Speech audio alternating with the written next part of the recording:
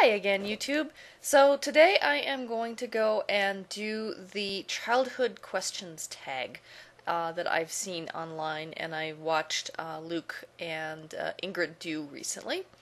And I'm hoping that folks have a better experience with my audio. I just bought a new microphone, and I'm hoping that I sound better than from the webcam mic. So, well, anyway, here goes. Here are the questions. Number one, where did you grow up? So I grew up in Chicago. I was born on the north side of Chicago near DePaul University. Or actually, I was born downtown in a hospital, but I grew up near DePaul University. And if you know the city at all, I grew up very close between Racine Avenue and Seminary Avenue. In that neighborhood, the Wrightwood neighborhood, Lincoln Avenue was a big thoroughfare, Fullerton, Diversey, those big streets. So that's basically where I grew up, and I lived in that neighborhood for the first 17 years of my life. I lived with my grandparents and my mom. My grandparents were the primary people who raised me, and my mom sort of worked sometimes and sort of didn't, and well, she had issues, and that's for a different video. But yeah, I grew up in Chicago, and let's see, where was I a good kid? I would say yes. I think I was nicknamed Miss Goody Two Shoes by classmates of mine, so I think I was an obnoxiously good kid. In fact, to this day, I still refuse to do anything that would be vaguely illegal in any way, shape, or form. In fact, last year we were up in Montana, we were driving up in the mountains, and we came across one of these road closed signs, and it wasn't locked, it was just closed, and the padlock was in it, but the padlock wasn't like locked, and so my boyfriend was like, oh, well, let's go through, and I just had a complete panic attack, and I freaked out, and I got out of the car, and I was like, you go if you want to, I'm not going. The mere thought of doing something bad just completely panics me, and so I think that's the main reason I've always been a good kid and then a good person, is because I just have such a strong conscience, and anyway, so yes, I was a good child. What was my worst punishment? So I grew up, like I said, with my grandparents, and they were very strict, and they were definitely not opposed to spanking children.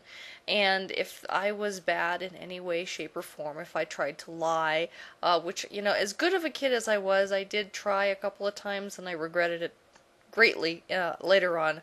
But the one time I remember the worst punishment, unfortunately my grandmother had a bit of a temper. I mean, she loved me to death. I knew she loved me to death. She was, you know, overall an amazing person, and you can watch the video I did talking about her. I'll have a link in the description below with that. But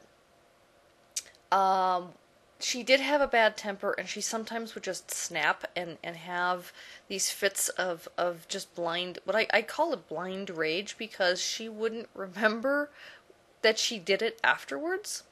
And the worst time it ever happened, I was in first grade. I had just gotten brand new clothes for the spring, and a brand new rain cape. And the rain cape, the lady at the store told me, was magic and would keep me dry.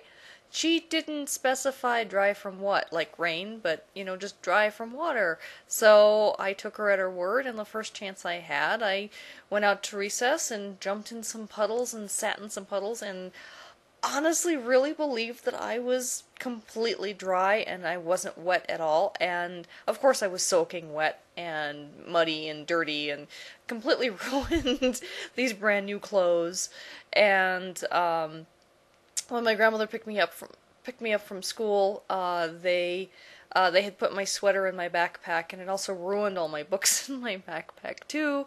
And it was just a nightmare. And I got home, and she saw all of this, and she just flipped and threw me on my bed and took out a stick and pulled down my pants, and I got the whipping of my life. I've never been hit like that before or since. She basically beat me black and blue. I mean, it was on my butt, so it's not like she was like whacking me all over the place. And the next day, she saw the bruises that she had produced and felt so absolutely sorry about it. And she cried like the whole day. She felt so bad about it.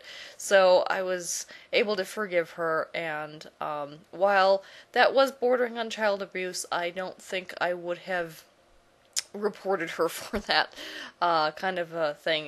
It was bad, but at the same time, I managed to forgive her. She really was very regretful for it, and even though over the years she did threaten me with spanking with a wooden spoon and with the stick she always had. She called it my friend, and she'd have it in the corner. So anytime I even thought of doing anything bad, she would just say, "Don't make me bring out your friend," and well, you know, that was a deterrent enough as it was, and so I never experienced that again. That was definitely my worst punishment.